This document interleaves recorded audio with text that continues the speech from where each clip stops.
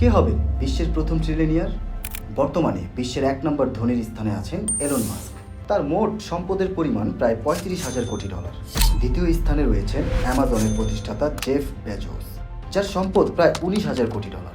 গত বছর এলন মাস্কের সম্পদ একসময় 40,000 কোটি ডলার ছাড়িয়েছিল, কিন্তু রাজনীতিতে জড়িয়ে পড়া এবং একের পর এক বিতর্কিত সিদ্ধান্তের কারণে তার কোম্পানি টেসলার শেয়ারে ধস নামে, ফলে নাটকীয়ভাবে কমে যায় তার সম্পদের পরিমাণ। অনেকেই মনে করেন এলন মাস্কই হতে যাচ্ছেন পৃথিবীর প্রথম ট্রিলিয়নিয়ার, অর্থাৎ 1 লাখ কোটি ডলারের মালিক। কিন্তু সবচেয়ে মজার বিষয় হলো পৃথিবীর প্রথম ট্রিলিয়ন ডলারের মালিক হয়তো হবেন না এলন মাস্ক কিংবা জেফ বেজোস, বরং হবেন এমন একজন মানুষ যার নাম অনেকেই শোনেননি, আর যিনি নিজেও আড়ালের মানুষ। তার নাম সাতোশি নাকামোতো। তিনি বিটকয়েনের স্রষ্টা হিসেবে পরিচিত।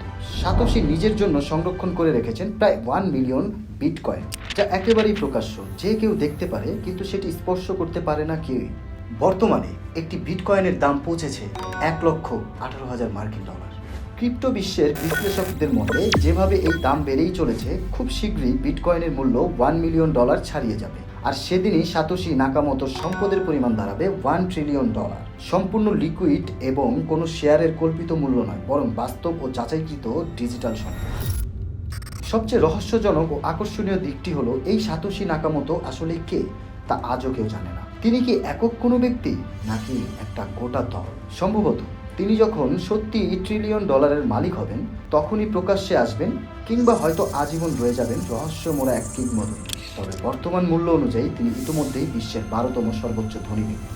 সুতরাং ইতিহাসে প্রথম ট্রিলিয়ন ডলার আয়কারী ব্যক্তি হবেন হয়তো না কোনো multi trillion dollar company CEO, বরং হবেন এক রহস্যময় নাম, সাতোশি নাকামোতো।